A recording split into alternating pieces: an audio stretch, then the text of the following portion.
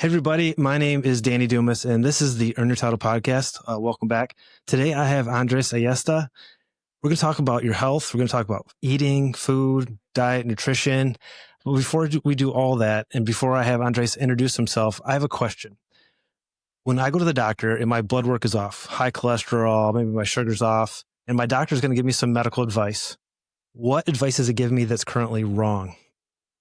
Well, first, thank you, Danny, for having me. The advice that is he's giving is no advice at all. A lot of times, and that's the That's biggest fair. problem that I'm seeing with doctors, which is blanket generic advice: either take a pill or fix your diet. That's it.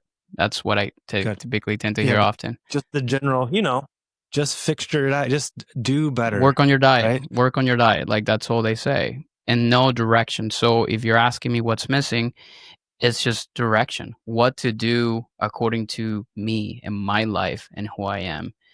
And that's where I think there's a big gap in healthcare in America and where people Right. like me, coaches, come in to try to fill it.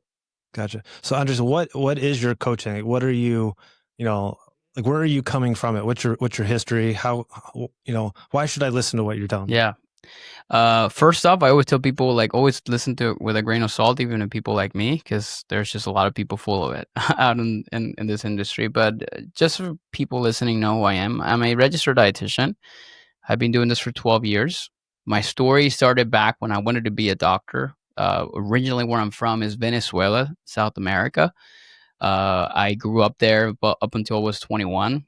Grew up wearing stethoscopes and things, hoping that I would become a doctor. And then I didn't get into med school. That was definitely dreams came crashing down on me. And nutrition was a school that seemed an option to be able to transfer over to medical school. And at the time when I was 18, I thought that was the plan. And I realized that my role as a dietitian was going to be more impactful because I could help people prevent disease. You were talking earlier before we recorded that, doctors help people get to zero. But a lot of times, like, how do we even get to a place where we're not even getting to need a doctor?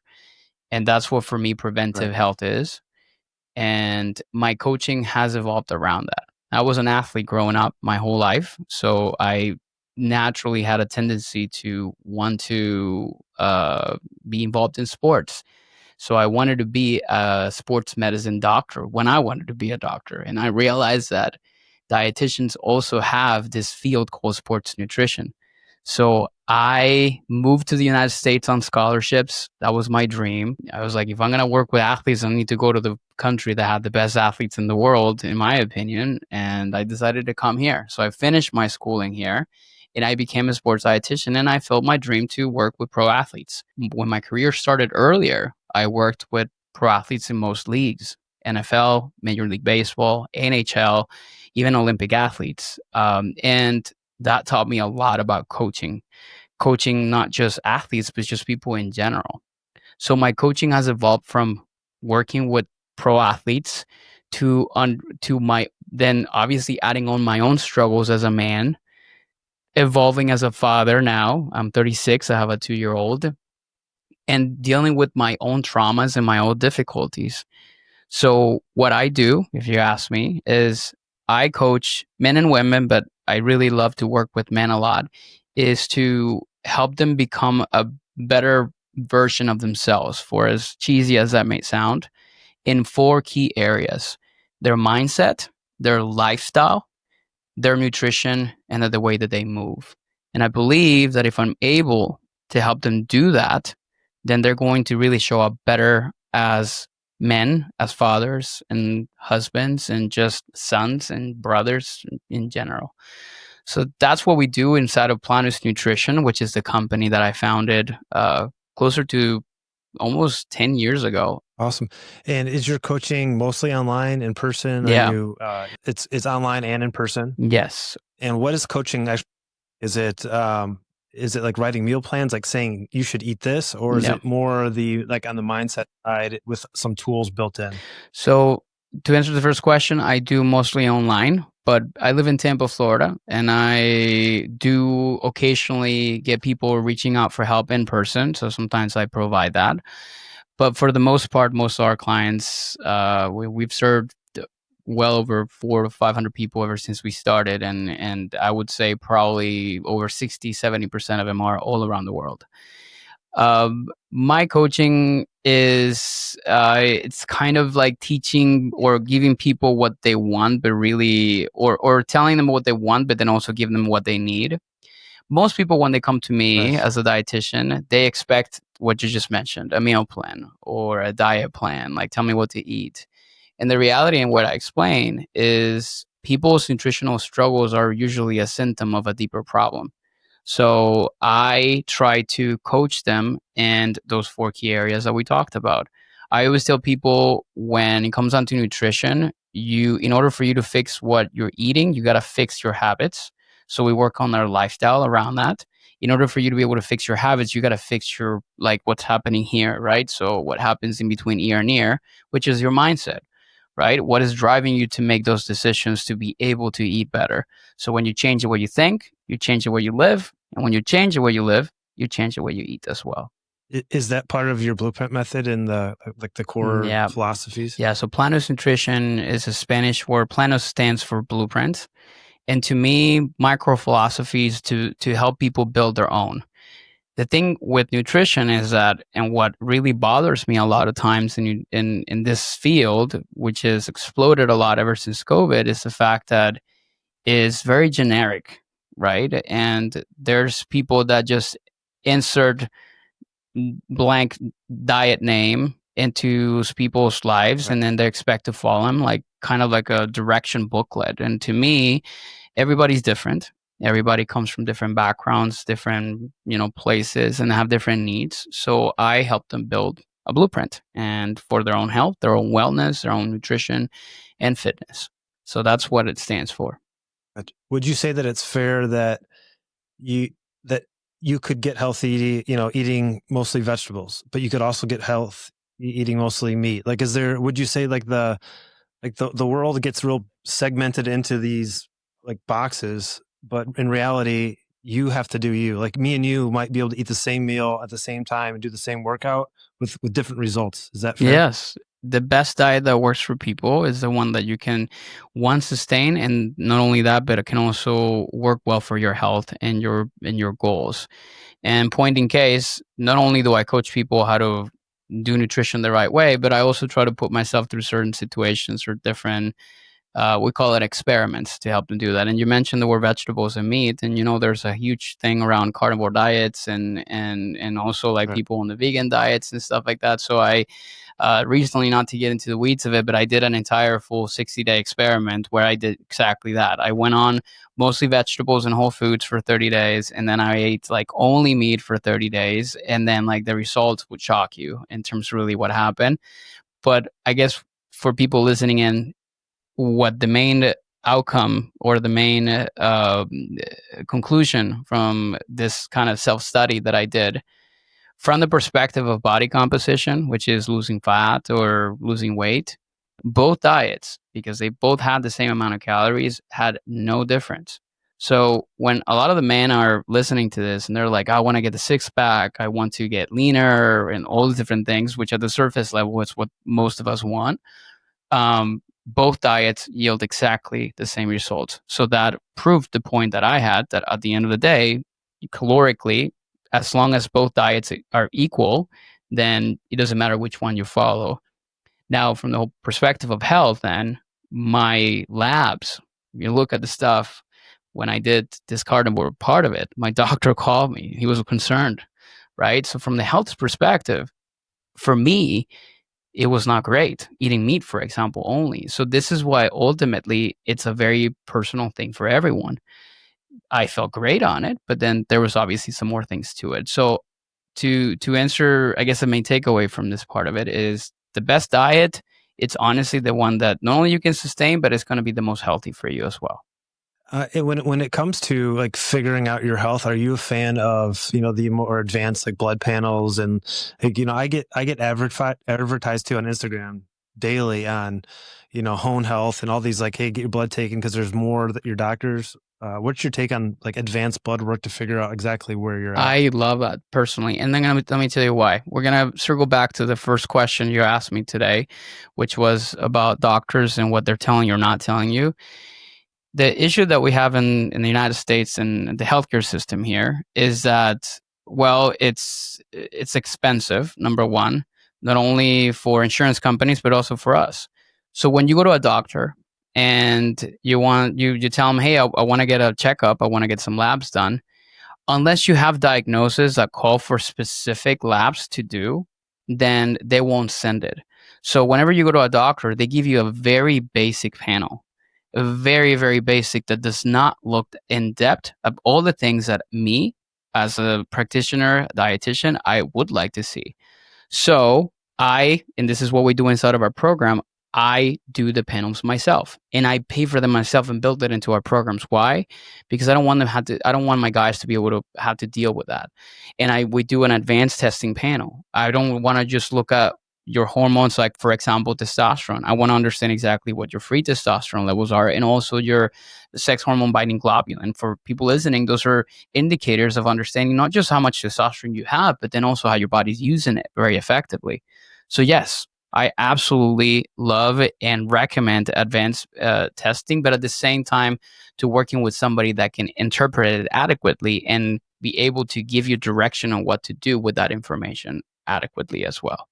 When it comes to health, do you think we're doing ourselves a disservice when we say like I want to lose weight as opposed to I want to be healthy? Do you think there's an importance in having that change in mindset of health? Because probably 10 years ago, I did some personal training, like group fitness, and I had people, and we would do, they hadn't lost weight in like 3 weeks. And I would say, listen, if I could add 100 pounds to the scale, but you looked good and felt good, would you care what the scale said as if you look good and felt good? And they're like, well, no, I wouldn't want to weigh 100 pounds. I'm like, no, you can't see it.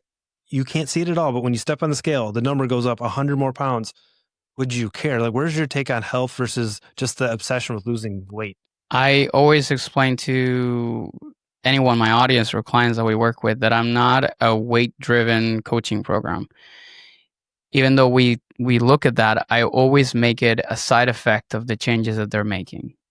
So no, I don't love when people make weight loss the main top priority or like the main outcome. In fact, when somebody tells me I want to lose 20 pounds, the question that I ask them afterwards is why? And usually the why or the answer to that question, when we kind of go a little bit deeper, I call it like peeling the layers of an onion, we get to the real reason why people want to lose weight. And it comes down to, particularly when I've coached hundreds of men, and it comes down to a few different things. One, they want to feel like confident again, right? Like us as men, we want to be able to, whether it's we want to be providers or we want to just show up as the best version we can be of ourselves, or we just want to have just more confidence. Like ultimately, that's kind of the things that drive us, right? That makes us to show up better for work and for our kids and different things like that. So it's not just the 20 pounds you want to lose. It's kind of your identity, is the type of person you're trying to become. So what I try to coach people on the mindset aspect of things is not to be so fixated. And I love what you just mentioned about, if I added extra pounds on the scale, you never saw it, because I asked a very similar question. It's like, if you looked incredible, you look in your mirror and people will tell you like, man, you look amazing. Like, would it matter if you lost or not the 20 pounds? And everybody's like, no, it wouldn't. Exactly. So we don't get fixated on that. The problem is we live in a like weight loss culture or like diet culture that the main word weight loss, right? It's like if loss is not occurring in my weight, then technically it's not a success, right? So that's why a lot of times, and I've even shared stories of clients who've lost zero weight, but yet you look at their pictures and their transformations and they're like day and night. So that's why I feel pursuing health as a means to also, or maybe in the way of that process, you're going to lose some weight, is a better approach, because it's not as filled with anxiety whenever you step on the scale and you see a number that doesn't really, or that you feel like it's not favorable to you. And at the same time, you get excited when then you're 2 pounds down, when in reality too, that maybe doesn't necessarily mean anything either. you know? Right. You just peed a lot today. Yeah, exactly. All right. So, in order to get maybe like a concrete example of what we could do, I'm gonna give you my problem, and maybe you can give me something I can do today or tomorrow that would kind of like lead me towards a healthier life. We won't even necessarily call it weight loss, but I know I feel like I would like to lose 10 pounds. Hmm. I'm at 210. I'd like to be under 200 pounds. I eat good. I would say I eat fairly decent food most of the time. Like today, we're gonna have chili with half ground beef and half venison or elk venison. Like I try to make an effort, but I've gone. I was heavier and I'm now lighter, and I'm just having a hard time getting to that next 10 pounds. And I realized as a 45-year-old, I used to outwork my diet. I would just go work harder in the gym. Now that doesn't happen. Give me something that I could do today or tomorrow this week just to make myself a healthier person. Well, first, dude, you look 30 to me. When you just said 45, I'm like, what in the world? So you got that going for you. The first question I ask you is like, well, why 200? Like, why would that, like, what would this like 10 extra pounds that you're carrying on you allow you to do differently that you can now? So I've noticed that like there's some things physically. I'm a fireman. That's my full-time job. That is harder as I'm heavier. Okay. You know, like in the gym, I could do more pull-ups when I was lighter. Yep. Like putting on my gear, going up and down the stairs feels harder, and it seemed easier at Yep. 200 pounds. And maybe I was just in better health. So there are some physical things that I've noticed that as I've gotten bigger, I'm not as effective in my job. In addition to that, my clothes, I haven't bought any new clothes. So my clothes don't fit as good at 200 pounds or at 210 as they did at 200. Yeah. So those are probably why I picked that number. Cause if I rewind my life and I get back to that 199, I felt a little bit better. I was more effective, and probably my clothes, they fit better. Okay, Those are the I three love things. that. So now that we know the drivers for it, then we try to focus on what's kind of kept you there, because one of the toughest place to be is those who you already are doing most of the things, right? You work out, you stay active, you eat well for the most part, right? So you're checking technically all the boxes. So then we start to really try to like figure out, okay, what's not really working. What I have noticed, and in your case, I think this is also what happens, is like we get into this place where our habits typically keep us in the same like buffer weight very, very normally. And it's really difficult to get out of it because of the fact that we had to kind of push ourselves outside, a little bit outside of our comfort zone, whether it's through more development of awareness, which I'm going to explain what that is in a second, or just more effort on your end. So let's break it down in terms of what I think you should do initially. The first thing I always tell people is I have them do what we call a life audit, right? You cannot change something you can't see. And sometimes you have to go into the deep weeds of understanding what is it that you're not doing or that you're doing maybe wrong. So step number one that I would actually ask you to do, I just asked to do this to a guy last week, is I will start tracking your nutrition. Especially for somebody who just, you don't only need to lose 10 pounds. The reality is most likely you haven't lost it because, well, you're not creating the right conditions for this. So how do we do that? Well, first, we need to figure out exactly what are the current conditions. So I would ask you, well, track your food for 3 to 7 days, but be like crazy detailed. Whether you want to put it on paper or using an app, I personally recommend an app called Chronometer. I like it much better. If you are familiar with tracking apps, I like it much better than MyFitnessPal, mostly because their database is a lot more realistic for most people. So then I would ask you, okay, track your food for 7 days. See what you find. Like, what are the inconsistencies and consistencies? What I would notice for you or for a lot of guys that I work with is that their weekends look a little bit different than the weekdays. And ultimately what it comes down to is they're not creating the right calorie balance for maybe just something you have talked about in previous podcast episodes, which is a calorie deficit. You need to make sure that the amount of calories you consume on a daily basis is less than total amount of calories you need to burn that are burning every day. But here's the caveat around that. It's not something that you need to be paying attention to just daily, but just in general as a week. And that's a part of where a lot of guys would make mistakes. So I would guarantee for you, Danny, that if I were looking at that 7-day like average log, if you were super detailed, we would find the reasons why you're not able to lose 10 extra pounds. So that's number one. once we determine that, well, maybe it's a fact that you're not creating the right conditions, then we set, or at least I try to like focus on setting what we like to call the core five. These are five things that I would want all of my guys to always focus on as the foundation of health. And I would want to make sure that I audit those five things and see if this is actually something that you're actually doing. But before we continue on that, did that make sense what I mentioned about tracking your food, and what questions may have come up as we talked about that? Yeah, no, it definitely does. I mean, because as much as we don't want it to be a math problem, it is a math problem.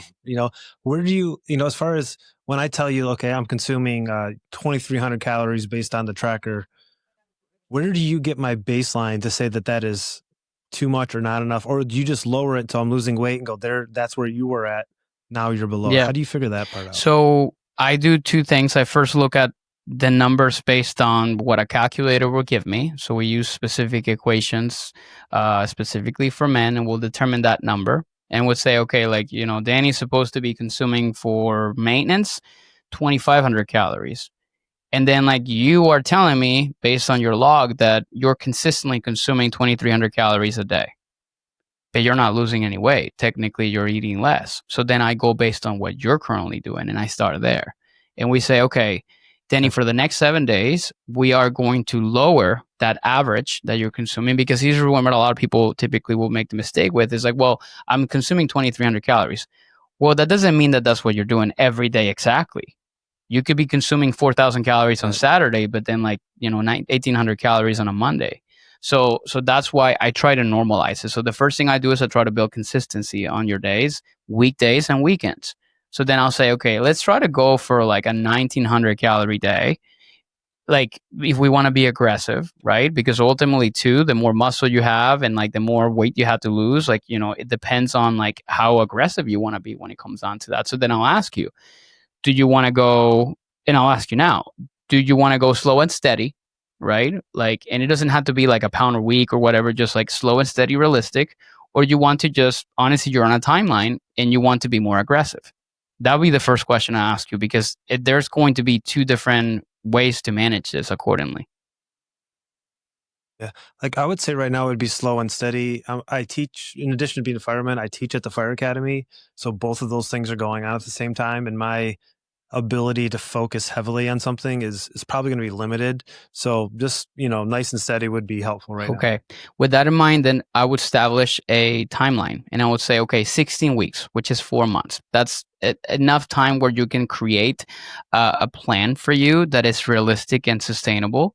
But then I always I tell my clients to really create a timeline. Why is that a timeline important? Because you want to make sure that you have mentally a place where you're beginning and ending in terms of the effort that you're going to be putting towards something. Because if you say, okay, this is week one, and we a lot of times like to think on like beginning and ends, even though you're building a lifestyle that is long term, it's like, okay, like over the next 16 weeks, this is the season. So the reason I say this is because, and why I like to use timelines is, I used to work with a lot of athletes. So when you think about like pro athletes, they have different seasonalities in their sport. Right now it's football season, right? So these guys are going through a preseason moment, and they're going through the season, and they're off season and stuff like that. So they have different focus areas. I do believe that for most men, regardless whether you need to lose 100 pounds or 10 pounds, you always need to look at your year in different seasons. Maybe there's an improvement season. Let's call it the one that you have right now, that you want to lose like 10 pounds. Well, okay, like establish what that time frame is going to look like. 16 weeks. I'm starting today, and then it's going to go until the end of the year. Great. So then we establish the things that you need to start to adjust. In this case, we're going to lower your calories.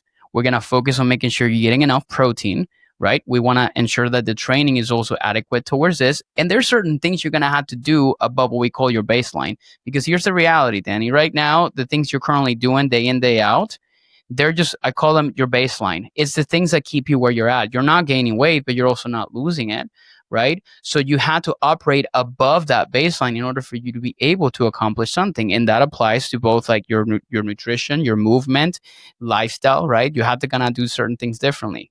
And that's where like, I think you'll start to find that, okay, like things start to move. and then you're consistently seeing some changes, but that they're slower. Make sense? Oh yeah, for sure.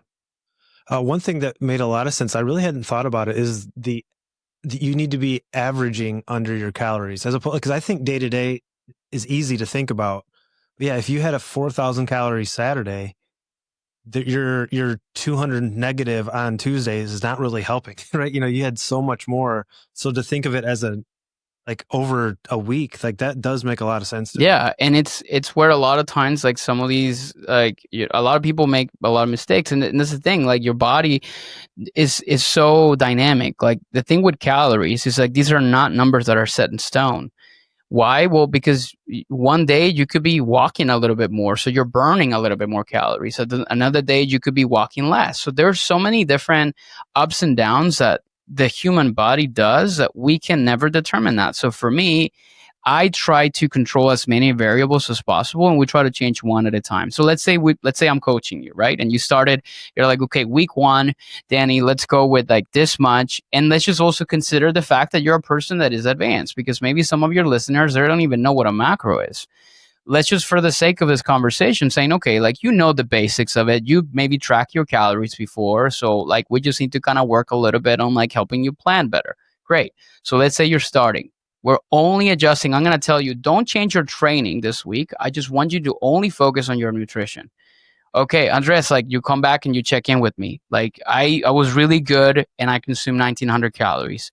And we see that there's a fluctuation down in weight, half a pound or a pound. It's like, okay, well, this is actually working. And let's say you worked out exactly the same. So then we continue to do that for another week. Let's say we kind of plateaued. Okay, let's give it another week and see what happens. So this is slow and steady, right? Okay, like, still plateauing. Okay, you know what we're gonna do, Danny? Let's look at your training. Let's look at what you're doing. Maybe we can start to add a little bit more movement in. So that's the second piece that we start to focus on.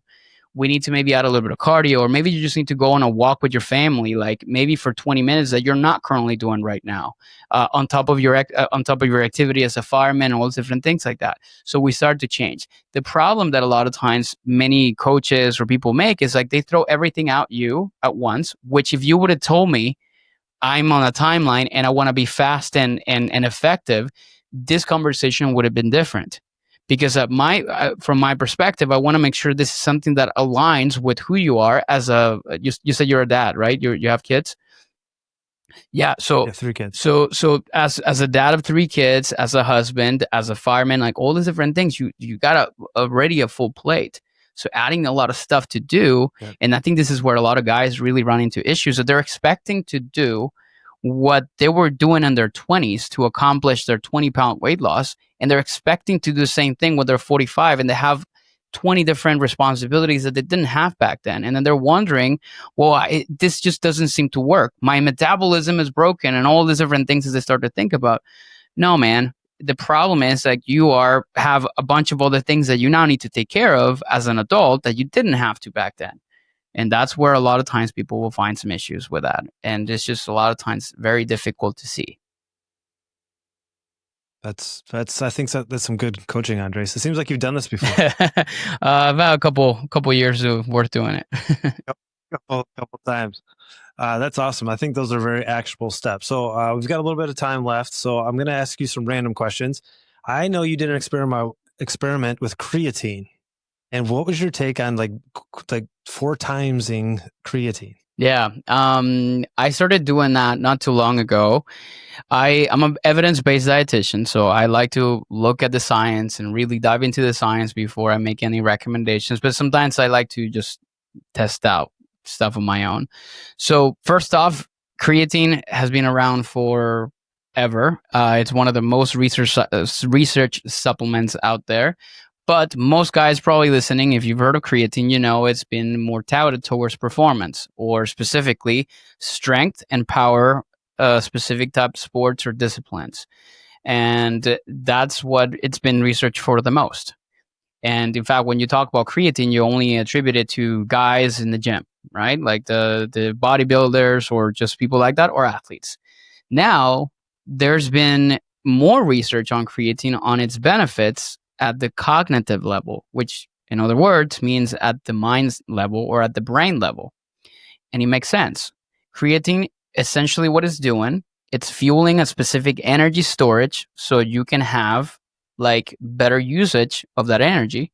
And well, the brain uses 20% of the energy that your body requires is used by the brain. So it would make sense. Well, like if we improve energy systems in the brain, wouldn't it make sense that this is going to benefit? So they put that to the test and they studied it. So they look at what happens when we start to supplement more of creatine in terms of brain benefits. And I started doing exactly what those protocols call for. They said that anywhere between 10 to 20 grams of creatine on a daily basis is most effective for things like memory improvement, reduction of depression symptoms. Um, I'm going to get very vulnerable in here to, I think that's something that a lot of times the listeners appreciate. I was diagnosed with depression a year and a half ago, going through a lot of difficulties. So for me, I went on a quest to try to figure out, okay, what are ways that I can manage this? Because for people that don't know, depression is essentially, yeah, it is a condition, but it's a condition of the brain. There's chemical imbalances and certain things that are happening in there. So my mind went on to like, okay, how can I improve that chemical imbalance? Whether it was through medication or supplementation. So I figure, okay, well, like there's interesting research in creatine. Why not go that route? So I started taking about 20 grams of creatine every single day. And I'm not going to say it's the only thing that's helped, but I personally think it's supported me in many different things, like working memory, to also just improving the way that I do feel. I always tell people that supplements, for the most part, it's not something you always feel per se, but I do see the benefits that are objectively measured in a lot of these studies. So I'm going to believe and go based on that. And this is why I've started taking, again, 15 to 20 grams of creatine monohydrate. That's still the best one to take every single day. Yep. Yeah, I actually watched your part of your YouTube video where you talked about it, and I was taking 5 milligrams. I'm like, I'm gonna start taking 10 and see how I feel. It's only been maybe 4 or 5 days, so I think the still out whether I feel a difference, but it makes a lot of sense to me. In addition to creatine, any other supplements you would recommend a guy take? Yeah, omega 3s, mostly because we don't get enough. We get it from mostly sources like fish and other sources that are plant based, but we don't get enough. So I think anybody could benefit from a high dose omega 3 fatty acids. I specifically recommend the ones that are triglyceride based. And there's specific brands like Nordic Naturals, and there's a couple others that offer them. But I do recommend people to take more than, this is so important, so make sure you take note of this. The combination in omega 3s of EPA and DHA, which is the basic main active components of omega 3s, should be more than 1,000 milligrams. This is something where a lot of times people go and buy whatever fish oil they'll find at Costco. They're not looking at the label to really understand the quality of it. So we recommend, or I personally take more than, I think closer, for me, it's about 2,000 milligrams of those two things combined. So a high potency omega 3 is important. The second supplementation or supplement I recommend, now this is granted you did some blood tests to understand this, it's vitamin D. Vitamin D3 specifically combined with K2. The reason why I recommend it is because there's a very high incidence of deficiencies in the world around vitamin D. In fact, I live in Florida, and for people that don't know, you get vitamin D from exposure to the sun. You don't get it much from your diet. And you would think a person who lives in Florida who gets plenty of sun exposure and there's no actual winter time in here per se, you would not be vitamin D deficient. I was, and I was very surprised because it turns out the people that are like specific descent, like Hispanics, African Americans, that tend to not produce as much vitamin D. So then I recommend supplementation. So I take 5,000 IUs of vitamin D every single day, and I recommend it with K2 for improved absorption. And that's the second one that I feel like everybody could benefit from. And that's honestly the most. A multivitamin sometimes, if you're in a deficiency, in a calorie deficit, or you're dieting, mostly because you can help you fill important gaps. But that's pretty much it. Anything above that, it's going to be just for a specific benefit or something, more in detail that you're really trying to accomplish. That's good advice. I like it. Yeah, like we live in Michigan and we don't get all the vitamin. Like we're entering the season where nobody gets vitamin D. And my wife, she being darker skinned as well, She had that deficit, so it's something she is supplementing, and I probably should as well. Is there a question I haven't asked you that I should have? Well, it's a good question to ask. I think plenty, but if there's anything that I feel like a lot of times I like to talk on podcasts about is just um, mostly what are like where should people start if this is like they're new to their journey. Because I feel like this is what's going to help them at least kind of get something valuable for them to just take from this conversation today. I'm very into applying knowledge, not just learning stuff. I mean, there's a lot of things that you learn, and there's not a lack of information in this world right now. It's just more specifics on how to implement that said information. So if I was to say a question and say like, where should I start? Gotcha. Cool. Where can they start with you? Where Okay. can guys find you? Yeah. Well, first I'll answer the question, where should people start? Because I'm going to share my core five, which I think it's helpful for people to really say, okay, like if I really wanted to improve my nutrition, what should I do? Without, Okay. let's say, not counting calories and all those different things like that. So over the years, I've developed this thing called the core five, which are five, I always call them stupid things because most likely you know what they are, but I like to kind of give it a name so that you have some form of framework to really focus on as your main base things every single day. So, and I'll list them out real quick so know what they are. Number one, it's prioritizing protein. If there's any type of macronutrient that has more importance than others, I would say protein would be it. And what I mean by that is not specifically going for a number, just making sure that every single meal you consume, you ask yourself, am I getting a source of protein here? That's number one. The second is drink enough water. Like it's one of those things that is just so under like it's not many people are taking care of this as they should, and they're getting too focused on like stuff that don't matter, like alkaline water and stuff. Just drink enough water. All right. Hydrating adequately is important. The third thing that I would focus on is not skip meals, even in the midst of people saying intermittent fasting and all that stuff. The reason why I say don't skip meals is because when you skip a meal, particularly when it's not on purpose, you're going to end up overeating later. And that really creates the problem that you just mentioned. Sometimes you just feel stuck and nothing is moving. Number three, it's moving your body. It doesn't matter whether it's like this crazy training program. We are very sedentary, particularly like as we work in like online and stuff like that. Not you in your case, but for most people, that's the case. So move your body. Just be prioritizing movement every single day. And number five is making sure you're getting some color in your diet. This means fruits and vegetables and fiber consumption.